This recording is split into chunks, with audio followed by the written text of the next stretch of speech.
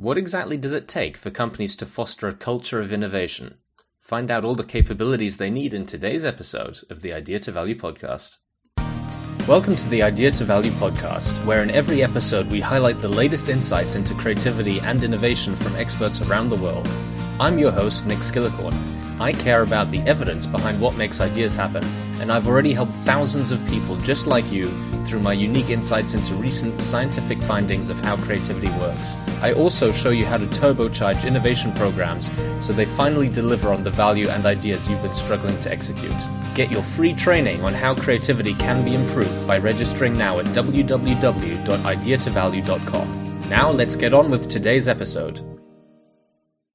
Hello everyone and welcome back to today's episode with me, Nick Skillicorn. Now, for anyone who's been listening to the last couple of episodes, you'll know that I've been going through the three dimensions of innovation. The first of which is, of course, people's creativity and everything they need to be able to generate ideas in the first place. The second one is teamwork techniques and tools, and in the last episode I went through the 13 capabilities which teams need in order to actually turn those ideas into innovations. And today I want to talk about the last of the three dimensions, the dimension of organizational support. You see, innovation quite often falls apart at the highest level in an organization because they're just not set up to actually support innovation in ways that it needs. They think that just by throwing money at the problem, that it will eventually end up in some groundbreaking innovation. The problem is that innovation unfortunately doesn't work like that. There's so many other factors that happen within an organization that can either foster a culture of innovation or actually prevent it from happening, no matter how much the leadership wants it to happen. So what I want to talk to you about today is the 13 capabilities which companies need to actually create a culture in which innovation is not only supported, but actually thrives. And the first of those capabilities is vision and strategy. In my view, all innovation efforts need to align with the corporate strategy. This should be one of the ways to evaluate and prioritize the portfolio of projects and therefore the portfolio of new ideas which turn into innovations. Now, what a lot of companies get wrong here is that they think that actions and goals are the same as strategy, but that's not the case. If you want an innovation strategy that aligns with your corporate strategy, you need to think, where is the market going and what sort of things are going to be in between where we are now and where we want to be in a couple of years' time. And then those sorts of differences, those gaps in between where you are now and where you want to be, are one way in which you can align your innovation efforts with where your company is going and the corporate strategy is. Not only that, if everyone in the company knows what the corporate strategy is, it's a lot easier for them to actually think of innovations which are in line with that. And you get fewer instances of companies trying out things that just don't align with their business at all and actually are completely a waste of time in many examples. Now, what I'm not saying here is that companies shouldn't try new things that are different from what they've previously tried. That is completely something that you should do as an innovator. But you need to know where your strategy is heading and then how the overall innovation portfolio fits within that. Now, the second capability that I want to talk about is the 10 different types of innovation. You see, in addition to product improvements, which most people consider the definition of innovation, there are actually a total of 10 different types of innovation which companies can use to find gaps in the market and enhance their offering. And this comes from some groundbreaking research done by the folks at Dublin Consulting in 2013. They looked at several thousand different innovations which companies had put out to see how successful they were and what sorts of trends underlay the ones that were successful. And they said that if you look at what companies are actually doing when they're innovating, they're doing more than just improving the product itself. And they found 10 different types of innovations which companies were doing. Some companies were improving just the products themselves. Some were innovating in the business model around the products. Some were innovating in the way the products were offered to the market and the network of other companies who supported the development and distribution of the product. Other ones were innovating in the fields of customer service. Other ones were innovating in the fields of brand and all of these different things. And the more different types of innovation that your company's trying out, there's actually been a direct correlation between the number of types of innovation happening in a company and its success in things like the comparison of how the stock performs compared to the Standard & Poor's 500 index. So there's a very clear distinction between companies that are doing the basic minimum in innovation, which is either doing nothing or just improving their products, and companies that are actually thinking, okay, what different ways that can we approach innovation, and therefore what different ways can we add value to our customer. The next capability that's required to form a real culture of innovation is leadership and sponsorship from the highest level. The people leading the company need to embody and demonstrate the values of innovation. This will give the rest of the company the confidence to put their maximum effort into it. And this is where a lot of companies actually falter. They'll say that innovation is a value, which we'll come on to later on again. But if their leaders are saying, just think about the next quarter, just hit your sales targets, just focus on your day job, or else there's going to be real problems when you come to your year-end review, then that's really not embodying the appetite for change and the appetite for experimenting and the appetite for actually trying out new innovations. Leadership need to set the tone for the rest of the company to follow. The next capability, number 4, is developing a culture of innovation overall. If employees fear the repercussions of suggesting a bad idea or failing an experiment while developing innovation, nothing will ever change. A culture is where these behaviors are not only tolerated but actually encouraged, and this will reap huge rewards. So you need to think about how everything in your corporate culture impacts the way that people approach challenging new projects and challenging new problems that their customers are facing and trying to develop new solutions. A lot of the other capabilities I'm going to talk about coming on later really support this, but the developing a culture of innovation as a capability for the company itself needs to be at the forefront. One of the ways that companies can do this is by looking at how they assess reward and risk. So what is the appetite for reward versus the aversion towards risk? Even if not all innovation projects return a profit, it is possible to actually reduce the risk profile of the innovation portfolio by finding the ideal mix of short, medium, and long-term projects and incremental versus disruptive innovations. This will increase the chances of projects producing a reward overall. So even if some of them don't necessarily produce the reward that people were thinking of, overall you can reduce the risk of your innovation portfolio by essentially putting fewer of your eggs into one massive basket and using the tips that we talked about in the previous episode around how teams can actually execute on innovations more effectively. Following on from this then, another capability is around measuring and rewarding performance.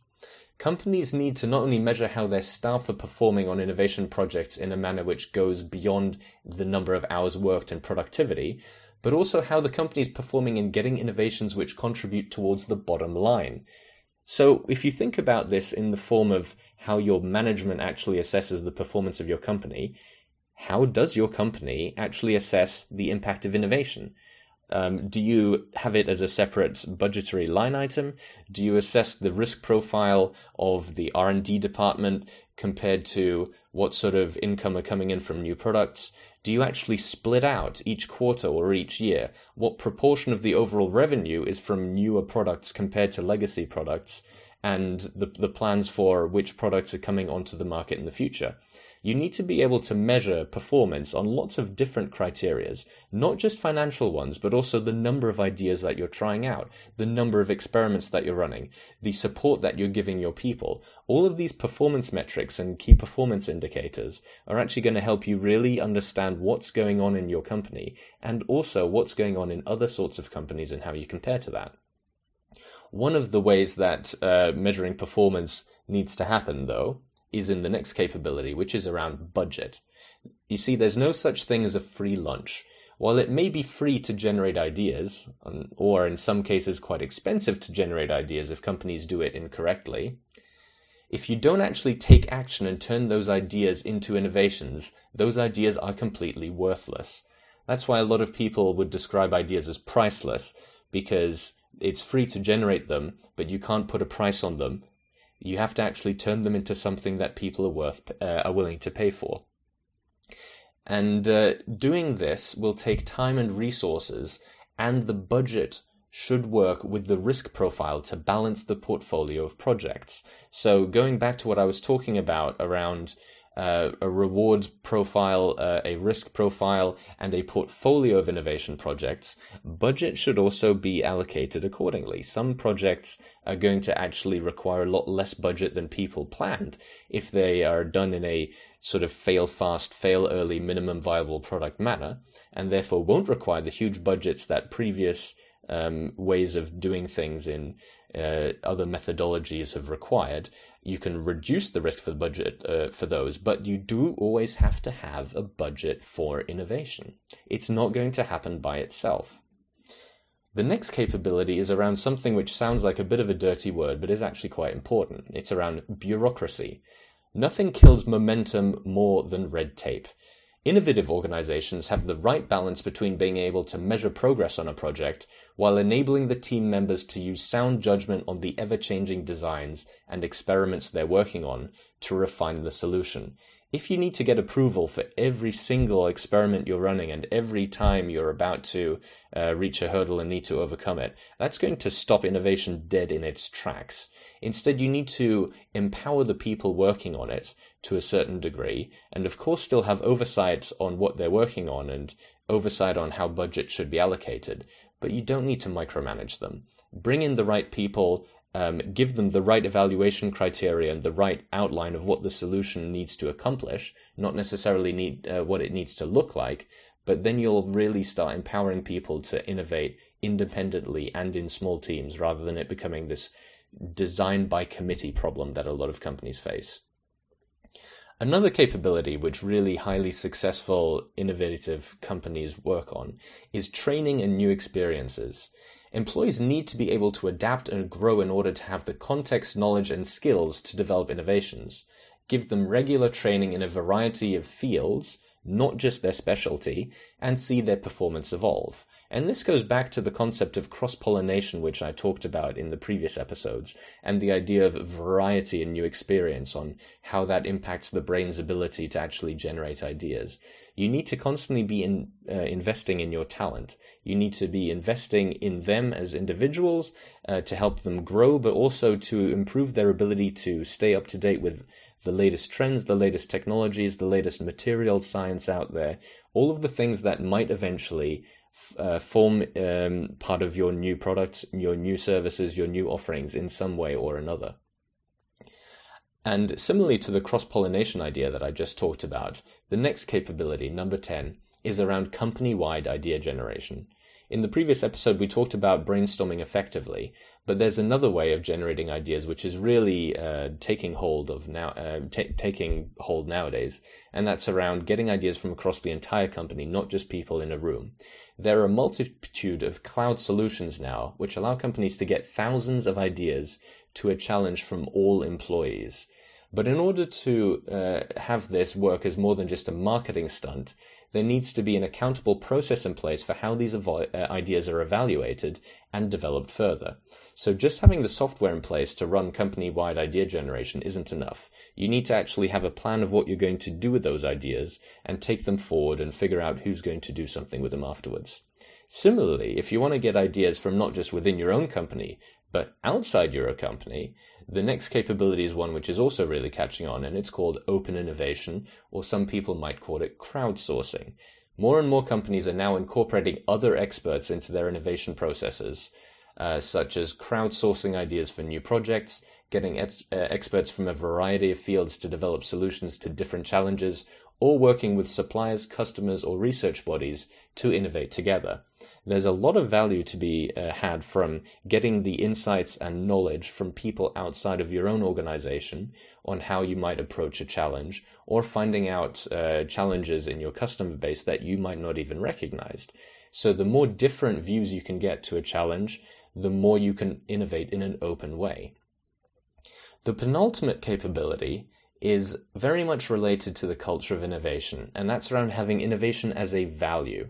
Innovation needs to be an intrinsic value of the company, and this goes beyond merely stating it in your mission statement. It goes towards considering how it fits into things like recruitment policies and asking difficult questions like, would you let go of a high-performing employee if they were actually preventing other innovation efforts? What is it going to take for innovation as a value to not just be something that people talk about, but something that is actually implemented and that it brings change within a company itself? And then the final capability is around not just something that happens within the company itself, it's around what's happening from the customer's perspective. And this is around the capability of understanding trends and industry. A company needs to understand how their offering and list of innovation efforts fit into the wider industry. They need to keep asking what if and why. What are the trends of what consumers are demanding? What will they be demanding in 5 years or 10 years? Although the longer than that, you really shouldn't be looking because it's more or less impossible predicting what's going to be happening in 10 years. But you should be thinking about the future. Which tiny startups are addressing the needs of your current customers in a different way? And what would happen if they got a $10 billion investment and suddenly became your biggest competitor? All of these things are very important when looking at your own innovations, because you need to remember that your customers are always going to see innovation from their own perceived value, and they will see everything else that's happening in the market. They'll see everything else that your competitors are doing, and you're not living in a fishbowl where you're the only thing that your customer is talking about. Additionally, if you look outside of your own company, you're more likely to understand the trends of what are happening in things like new research pieces, new material science, new trends in fashion, all of these things that are going to impact how desirable your current offering is. So you need to look outside of your company as well as inside your own company and your own people in order to innovate effectively.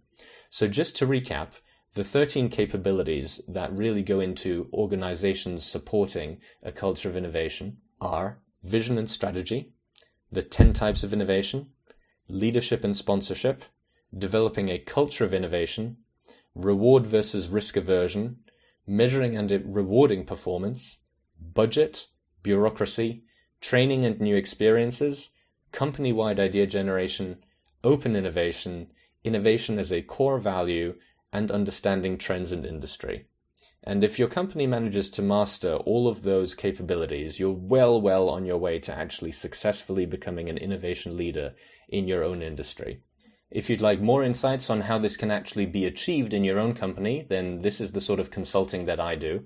So by all means, get in contact with me for a free consultation session at www.improvides.com, and I look forward to helping you soon. That's all for today's episode. Thanks so much for listening, and I look forward to seeing you again soon. Today's episode was made possible by members of our premium Deep Creativity Training Program. For less than the price of half a candy bar per day, you too can get world-exclusive daily exercises which push your creativity past its comfort barrier to make you better able to generate ideas in all aspects of your life and work. Invest in yourself now by going to www.ideatovalue.com/deepcreativity and using coupon code PODCAST for 25% off your first order. And don't forget that if you found this episode interesting, to like and share it, and to leave us a review in your favorite podcast player. See you again in the next episode.